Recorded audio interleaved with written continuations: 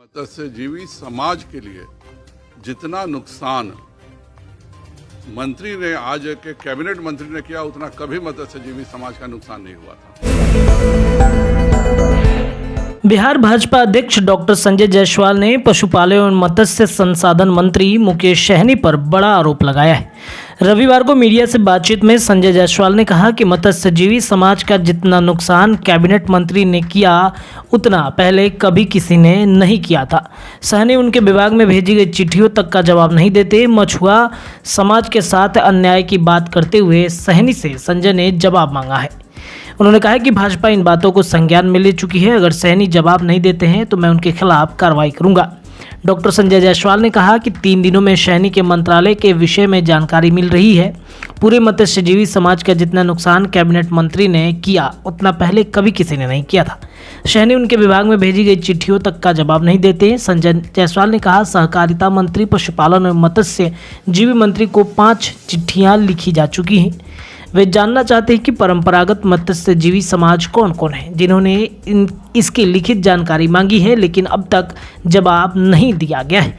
आइए सुनाते हैं क्या कुछ आरोप और क्या कुछ जवाब मांगते हुए नजर आ रहे हैं संजय जायसवाल। मंत्री मेरे से आज मिलने आए थे और इनके अलावा मुझे 3 दिनों से लगातार फोन से यह सूचना मिल रही है कि पूरे मत्स्यजीवी समाज के लिए जितना नुकसान मंत्री ने आज के कैबिनेट मंत्री ने किया उतना कभी मत्स्यजीवी समाज का नुकसान नहीं हुआ था। पहली बार यह हुआ कि यह ऑनलाइन आवेदन हो रहा है। जब मैंने सहकारिता मंत्रालय से पूछा कि आप परंपरागत मत्स्यजीवी लिखा हुआ है तो आप ओपन आवेदन कैसे कर रहे हैं, तो उन्होंने कहा कि मैं पशुपालन और मत्स्यजीवी मंत्रालय में 5 चिट्ठियां दे चुका हूं और मैं कल वो रखूंगा भी आप सबों के सामने, जिसमें उन्होंने कहा था क्योंकि मछुआ कोऑपरेटिव सोसाइटी में है कि जो मेंबर बनेंगे वह परंपरागत मत्स्यजीवी समाज के होने चाहिए।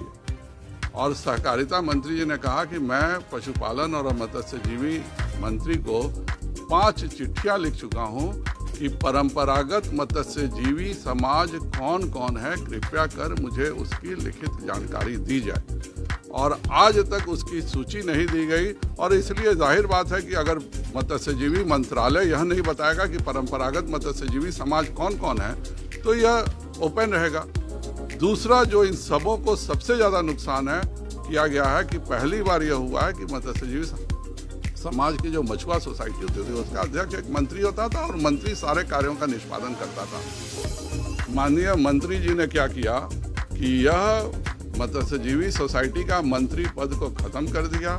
इसके बदले एक कार्यकारिणी रहेगी और उस कार्यकारिणी को चलाने का एक अफसर रहेगा इंचार्ज, अर्थात पूरी मछुआ सोसाइटी को उनके आपस के बीच में न दे करके एक अफसर उसका मालिक रहेगा।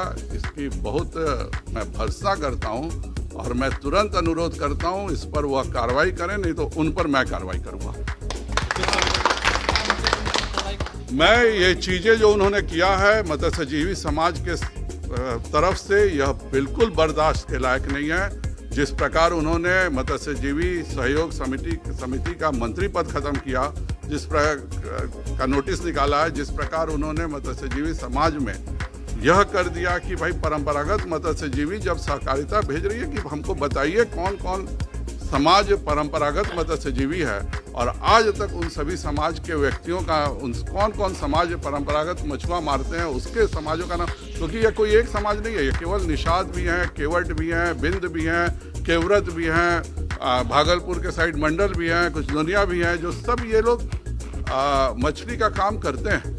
इसलिए यह लिस्ट की बात पशुपालन और मत्स्यजीवी कैबिनेट मंत्री को देना था, अगर वह आज तक एक साजिश के तहत नहीं दिए हैं, क्योंकि उनसे बेचारे ये गरीब मछुआरे जो मंत्री हैं इनसे कोई भी आर्थिक लाभ उनको नहीं हो सकता और इसीलिए एक साजिश के तहत मंत्री पद समाप्त करके यह पूरे कार्यकारिणी बना करके एक अफसर को उसका मालिक बनाना कहीं ना कहीं मत्स्यजीवी समाज के प्रति बहुत बड़ी साजिश है और इस पर भारतीय जनता पार्टी संज्ञान में ले चुकी